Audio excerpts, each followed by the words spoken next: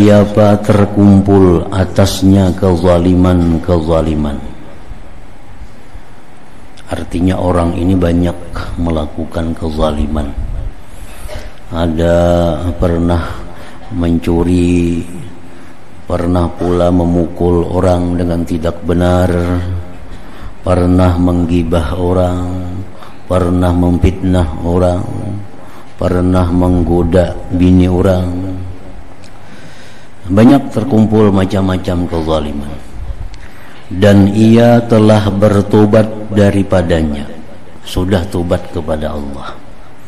Dia sudah tobat, sudah menyesal melakukan itu, dan sudah berhenti, sudah bercita-cita kada akan mengulangi lagi.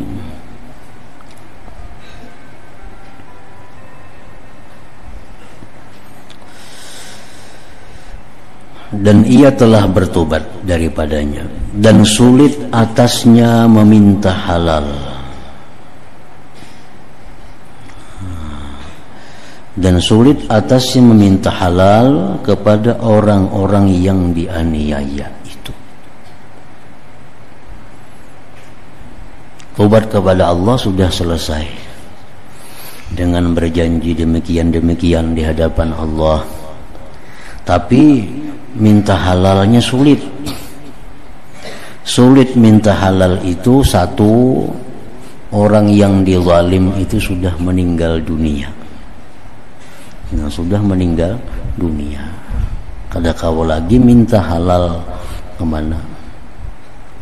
Atau orang yang dizalim itu masih hidup, ada, tetapi kalau kita minta halal, kita akan menimbulkan fitnah baru, akan menimbulkan masalah besar, yang kadang-kadang masalah besar itu lebih besar daripada yang ada. Nah, itu dianggap sulit. Misalnya seorang laki-laki ini pernah berselingkuh dengan bini orang. Ini sudah tobat kepada Allah, kada akan mengulang lagi. Nah, itu mestinya minta halal lawan lakinya.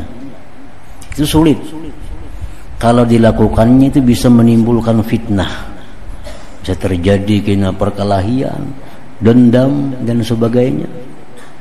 Dan demikian pula si perempuan yang berselingkuh ini padahal ada suaminya, kalau dia minta halal kepada lakinya timbul masalah, misal rumah tangganya hancur. Nah, itu sulit minta halalnya. Nah, untuk kasus yang demikian, maka hendaklah ia memperbanyak dari amal-amal kebaikan untuk hari kisas. Itu caranya lagi. Banyak-banyak berbuat baik, sagan bebayar kena di sana. Banyak-banyak beramal kebaikan untuk membayar itu di akhirat. Dan hendaklah ia merahasiakan dengan sebagian amal-amal kebaikan di antaranya dan Allah dengan kesempurnaan ikhlas, di mana tidak tahu padanya selain Allah Ta'ala.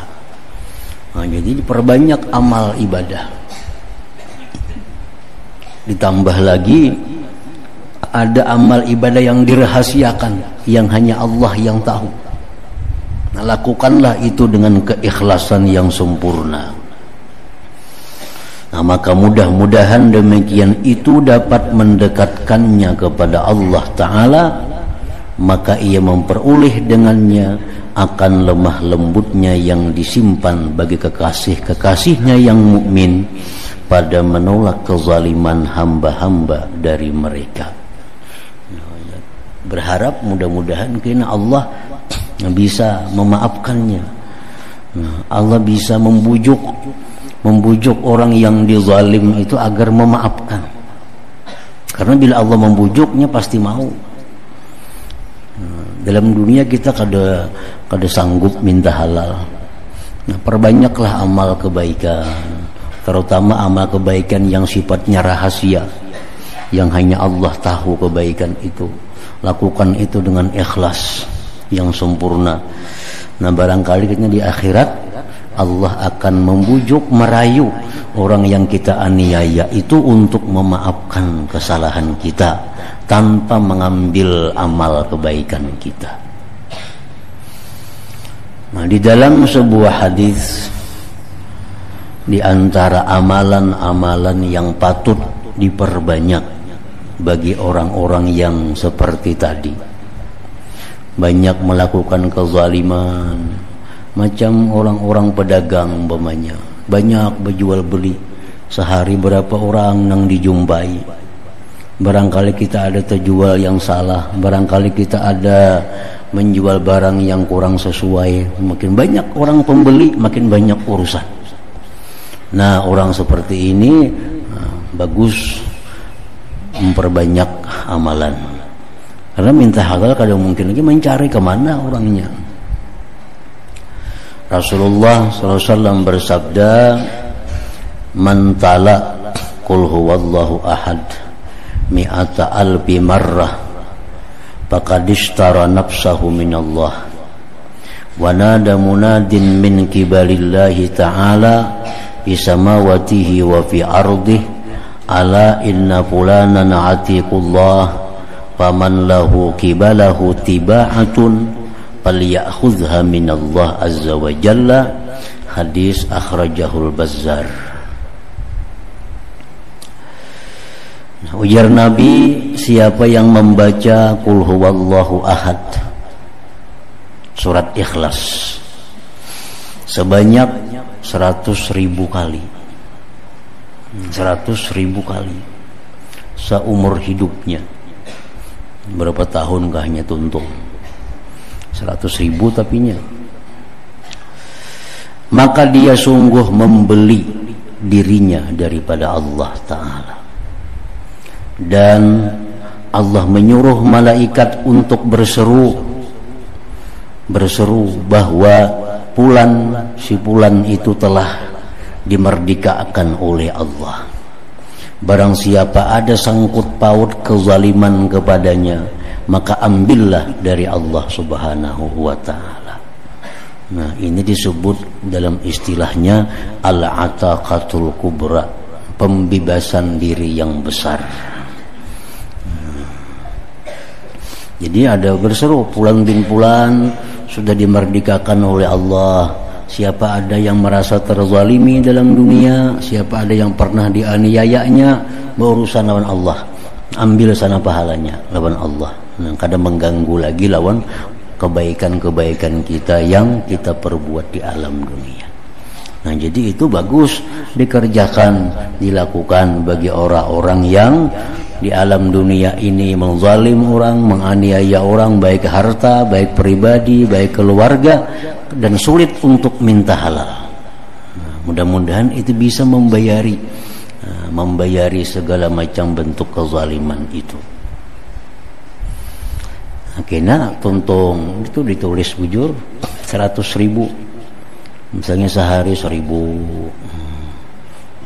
Langkah baiknya membaca dengan adab yang bagus, artinya duduk di sajadah menghadap kiblat, bersuci. Nah, jadi baca 1.000 sehari, misalnya 100 hari 100.000, misalnya 100 sehari 1.000 hari, hanya tuntung. Nah, karena bila sudah tuntung 100.000 hitungannya, nah hanyar diserahkan kepada Allah. Serahkan kepada Allah, ya Allah, ulun telah membeli diri ulun daripada neraka dengan pahala 100.000 surah Ikhlas tadi. Maka terimalah ya Allah daripada hambamu dan merdekakan hambamu dari api neraka. Nah, itu doanya bahasa Latin aja, bahasa kita aja. Ya Allah, ulun telah menukar diri ulun daripada api neraka dengan pahala 100.000 surah Ikhlas yang telah hamba baca. Maka terimalah dan merdekakanlah hamba daripada api neraka. Namun yang kada berdoa itu ya kada jadi masalah. Itu hanya ulahan ulama. Nah kalau dari Nabi kada ada berdoanya, itu hanya ulahan dari ulama kita. Sudah baca tuntung 100.000, nah nyar doa itu.